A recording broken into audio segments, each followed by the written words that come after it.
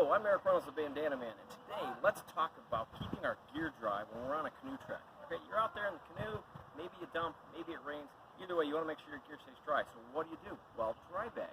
Now, there's a couple different dry bags you can use. You can either buy dry bags, like these guys that we're going to talk about here in a second, or this nice model from UST, or you can improvise one, which this happens to be a 20-liter stuff sack, and inside of it, we have a nice trash bag, okay? You put all your gear inside the trash bag, inside the stuff sack, push all the extra air out of it, like that, twist it up. Now, you don't need to do much more than just twist it up and slide it on the inside, because it'll stay twisted inside the bag. But, if you're concerned, you can twist it up, bend it over, and get one of those really nice heavy-duty rubber bands, you know, the ones that come on the bottom of celeries in stores, and wrap a couple wraps around there, and then chuck it inside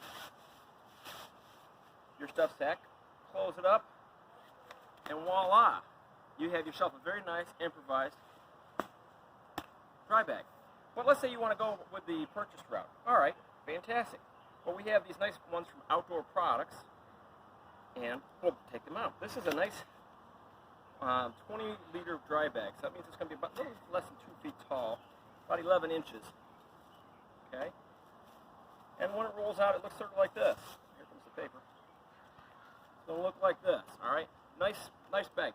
It's got welded seams. It's got a nice top on this part here for rolling down. This is what you're actually going to roll down to keep everything dry. This is a good bag. All right.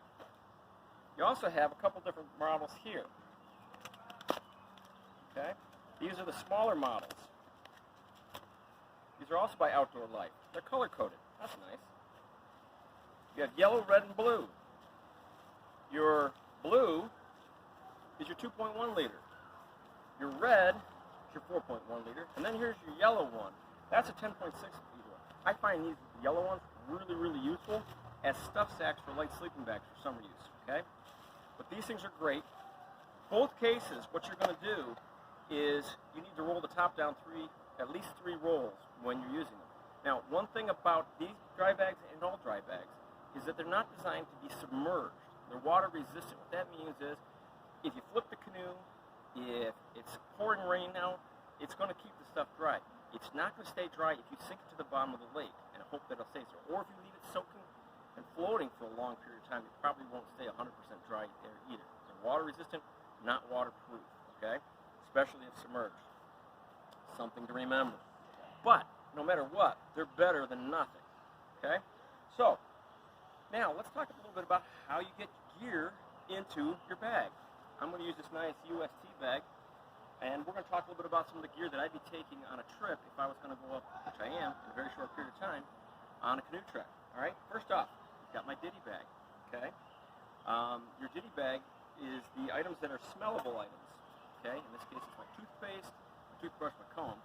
Also things like tea, which I like to drink, and any bits and pieces of food that I want to have, you know, some snacks, things like that.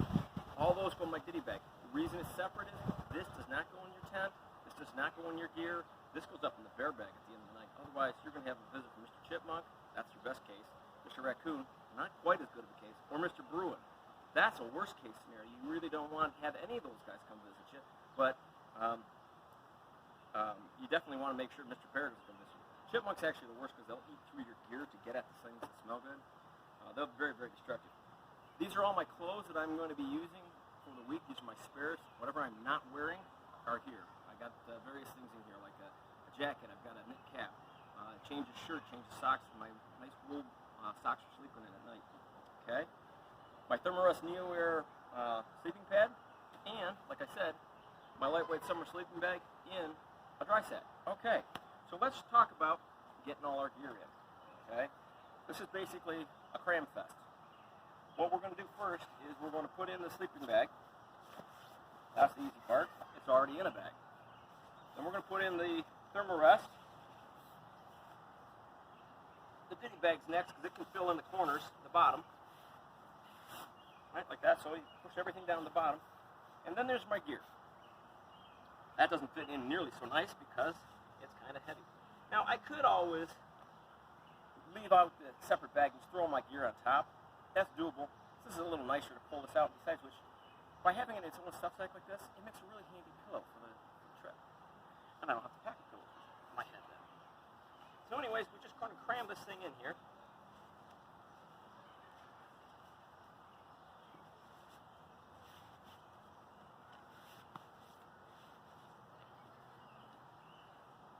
All right. Now, you're supposed to push all the air out of your dry bag, and then give it 3 rolls. 1, 2, 3. And then what you do is you bring the corner pieces together. They have a male and a female buckle.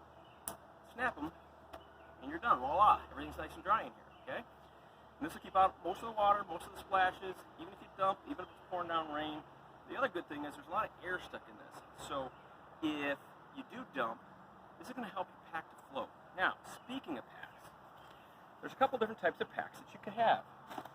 You could have a barracks-style bag like this, which I've taken canoeing before. And what you want to do is make sure it's lined with plastic. We'll cover that in a second. You got your barracks-style bag lined with plastic. You also have your Duluth-style bag, like this one.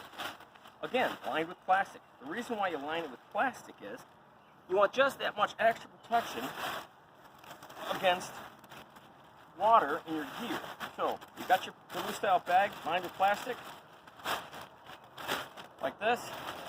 You fold the plastic over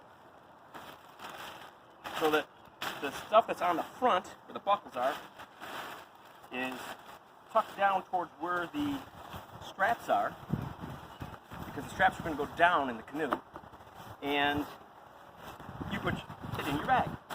And so now your dry bag is in an improvised dry bag, which is your gear bag that's going to go in the canoe. And so you're all set. And your clothes are going to be dry, your sleeping bag's going to be dry, and you're going to have a good trip. So, get out there, have a great trip, enjoy yourselves,